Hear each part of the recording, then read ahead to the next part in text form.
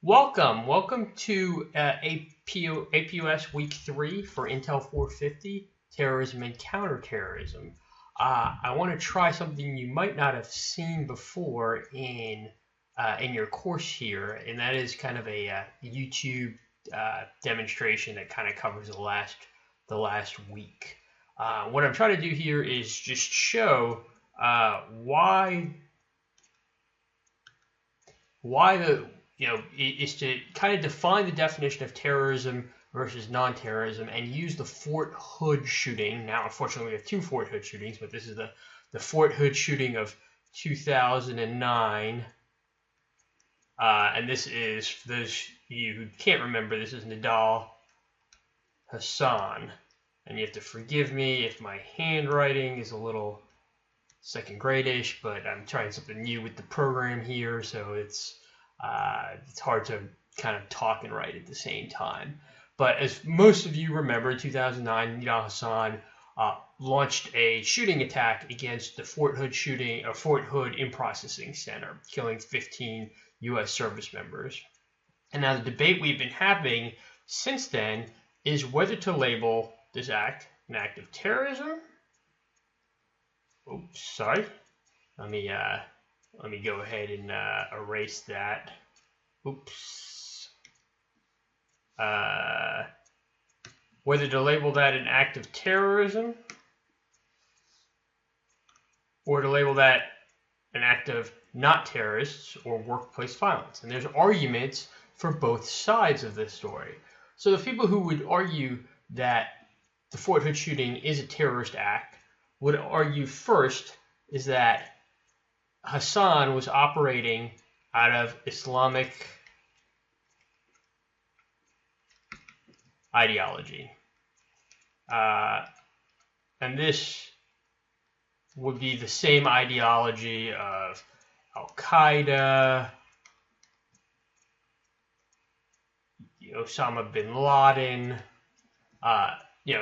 I think he operated in the same line of these folks. So hence it is an act of terrorism because he's operating from an Islamic ideology perspective. He shouted Allahu Akbar when he committed his act.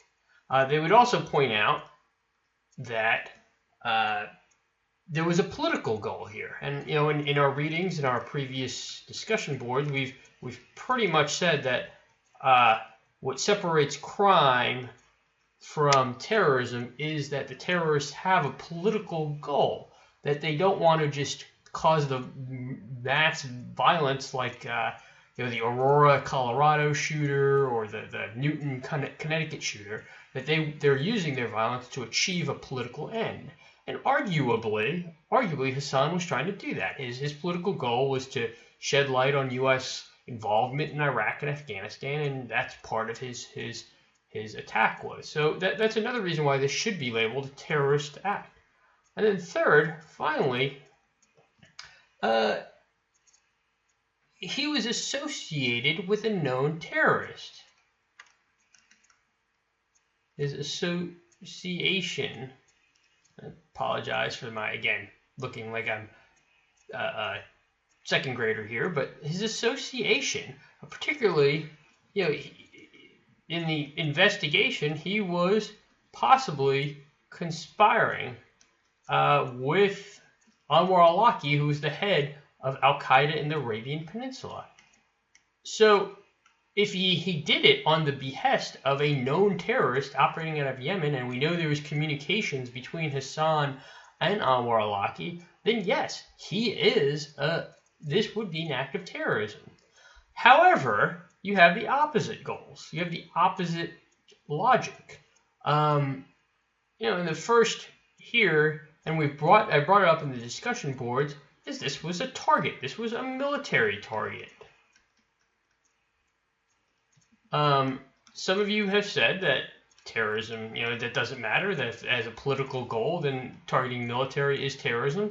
But the National Counterterrorism Center, the State Department specifically say that attacks against military or terrorism must be an attack against civilians. So if he's attacking a military target, not just a military target, but soldiers going off to war, it's hard to argue that that is an act of terrorism. And if he is someone from the enemy, if he's, let's say he is an agent of the enemy, attacking soldiers that are going off to war really is not terrorism. That's, the same logic that we use to attack barracks or industrial centers when we're bombing Germany in World War II or bombing the North Vietnamese. So if he's truly an enemy, which he is, he's actually acting in something that's not a terrorist attack. He's acting in a military fashion. So that's kind of the reason why it shouldn't be a terrorist act. Secondly, this is a mentally unstable individual. And I would say he's mentally unstable, or has some mental instability issues. No different than the guys, again, the Fort Hood shooter, Part 2, the Newton shooter, the rural Colorado shooter. So this would be an indication of a mental health issue and not a case of terrorism. So those are kind of the arguments for, arguments against, and then the third argument against, and this is being brought up recently, is that he really wasn't conspiring with Al-Aqwi. We're not conspiring with AQAP, Al-Qaeda in the Arabian Peninsula. We know now in his trial records that he wasn't conspiring, that this was more of a fanboy. There was no orders from Al-Aqwi to Hassan to commit the Fort Hood shooter. So you can make the argument that since there's no conspiracy there, that this was certainly a lone nut, that it should not be an act of terrorism. So I kind of give you the two arguments here for your exam. One of your questions is going to be, define the Fort Hood shooting as an act of terrorism, and use some of this logic that we talked about here as well as in the class